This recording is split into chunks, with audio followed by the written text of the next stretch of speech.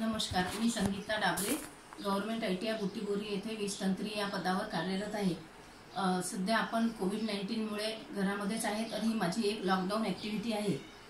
आताच मी ट्रान्सफॉर्मरची टर्मिनल आणि LT HT कसे ओळखायचे, त्यानंतर आपण इन्सुलेशन टेस्ट हे मी सांगितलेले आहे आणि ह्याच्यामध्ये मी तुम्हाला फक्त ट्रान्सफॉर्मरचं प्रिन्सिपल जे आहे ते क्लिअर करण्याचा प्रयत्न करते आहे।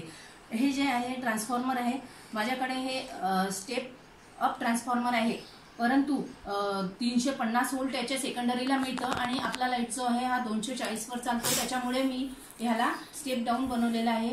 तर आपण या स्टेप डाऊनची प्रक्रिया कशी होते ते बघूया। मी ह्या ट्रान्सफॉर्मरला याचा म्हणजे जी HT साइड आहे ही मी सप्लायला जोडलेली आहे आणि LT साइडला मी लोड दिलेला आहे। तर आपण HT साइडला याचं व्होल्टेज पहिल्यांदा टॉर्क टेस्टरच्या मदतीने मोजूया।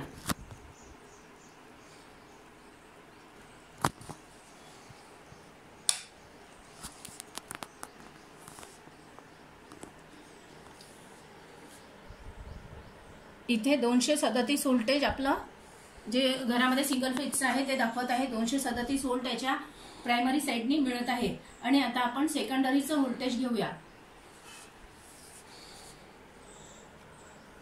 सेकंडरीला म्हणजे लोड साइडनी 138 हे व्होल्टेज मिळत आहे। याचाच अर्थ असा की हे स्टेप डाऊन व्होल्टेजचं करत आहे। हे जे ट्रान्सफॉर्मर आहे आपण स्टेप डाऊन पर्पजसाठी वापरलेलं आहे आणि ते स्टेप डाऊन इथे होत आहे। त्यानंतर आपण टॉर्क टेस्टरच्या साहाय्याने करंट सुद्धा मोजू शकतो। तर आपण प्रायमरी आणि सेकंडरी साइडचा करंट सुद्धा बघूया। करंट मोजण्यासाठी याला AC करंट वरती सेट करायचे आणि त्यानंतर मी प्रायमरी साइडचा करंट घेते आहे। तर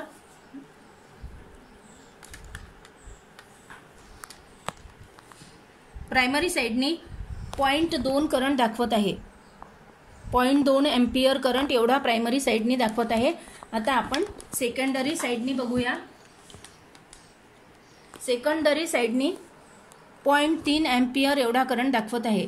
सेकंडरी साइडनी 0.3 एवढा एम्पियर करंट दाखवत आहे। थँक्यू।